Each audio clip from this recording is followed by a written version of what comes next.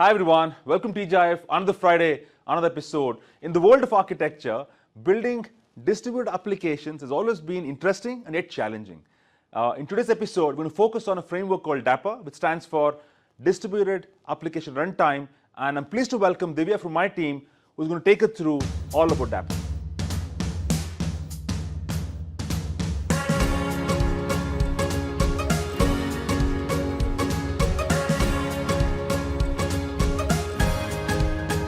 Divya, welcome to TGIF. Thank you, Sandeep. Thank you for having me here.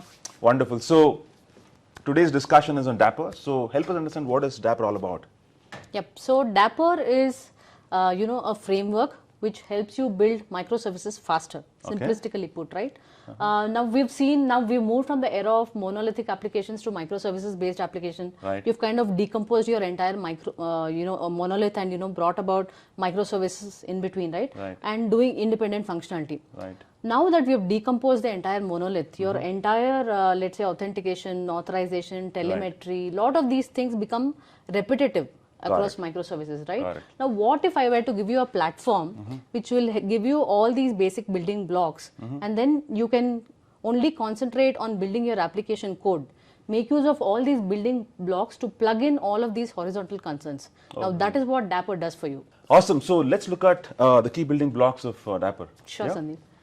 Yeah, so when you look at dapr, right, what do you, when you look at microservices, what do you actually build? You need services to maybe integrate for authentication, authorization. Right. You need something for a secrets management. Right. You would need to integrate with a database. You would need to integrate with a messaging solution. Right. So what dapr does for you is it gives you all of these building blocks across different languages, across different platforms. It is a platform agnostic and language agnostic API, set of APIs that will give you all of these building blocks. Now, all you have to do in your application code is just invoke each of these building blocks, and you don't care what's happening behind the scene, right? So let me just go in a little bit deeper. Sure.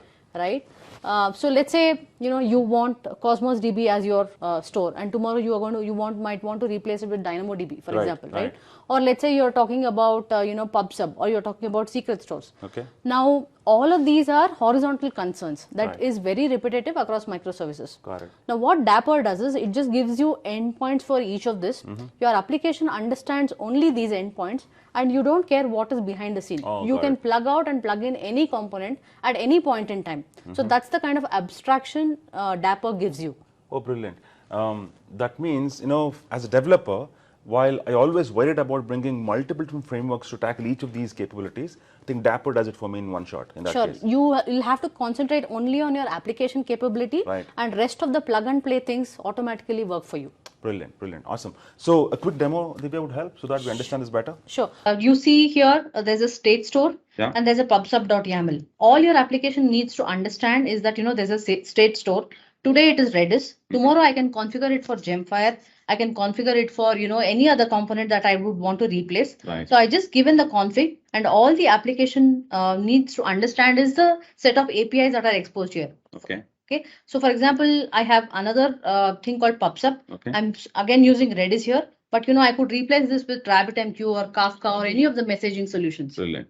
That's great. I think you made it very simple for us to understand, Divya. Thank you so much.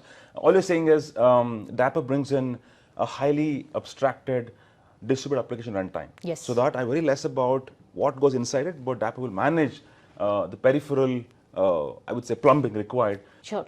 You got a fair statement to make? Yep. So, what it brings to you is, while it makes the code modular, you have that level of abstraction where you can plug and play components at any point in time. That's the beauty of dapr. Perfect. Awesome. This is great. Thank you so much, Divya. So, in summary, look at dapr, which makes your life easier as a developer when it comes to building highly distributed microservice architecture pattern-based applications. Divya, thanks for joining me today.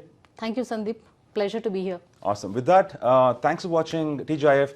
Keep watching TGIF. Have a wonderful Friday and a great weekend ahead. Bye-bye.